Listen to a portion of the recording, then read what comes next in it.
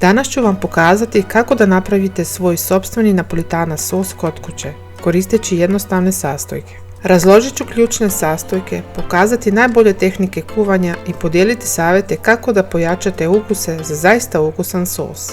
Da biste dobili onaj isti duboki ukus, važno je da koristite sveže paradajze, mrkvu, bogato ulje i mešavinu začinskog bilja i začina.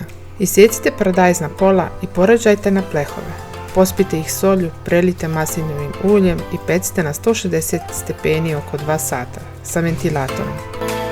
Da bi se dodali dubinu i bogatstvo, koristit ćemo i kokosovo ulje, bijeli luk, crni luk i mrkvu. Ove aromatične namirnice se poprže da bi pustile svoju prirodnu slatkoću, koja savršeno dopunjuje paradajz.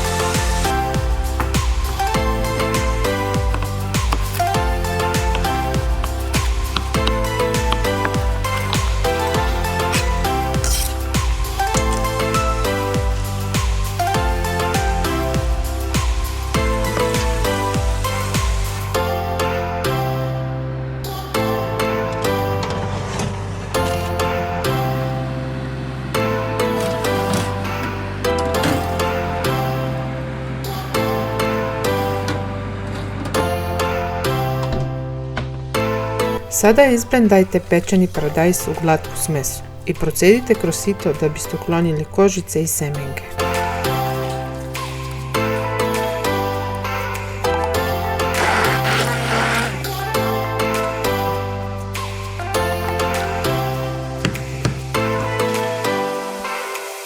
Najbolje od svega je što vjerovatno već imate većinu ovih sastojaka u svojoj kuhinji. Također ćemo pomenuti i neke sastojke poput začinskog bilja i začina, koje mogu vaš sos dignuti na viši nivo.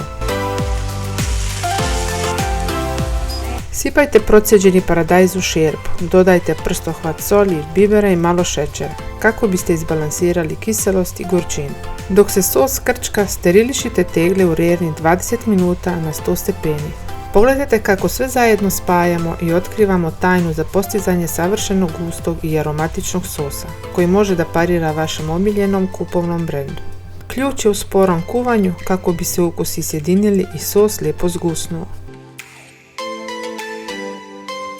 Zatim sipajte vruć sos u vruće tegle, dobro ih zatvorite, okrenite naopako i vratite u rernu još 20 minuta. Ostavite da se ohlade preko noći.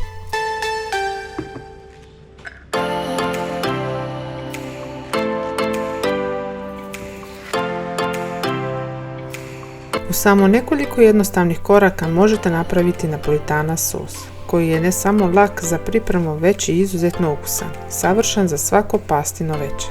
Ako vam se dopao ovaj recept, ne zaboravite da lajkujte, pretplatite se i pogledajte naše druge video snimke. Vidimo se sljedeći put.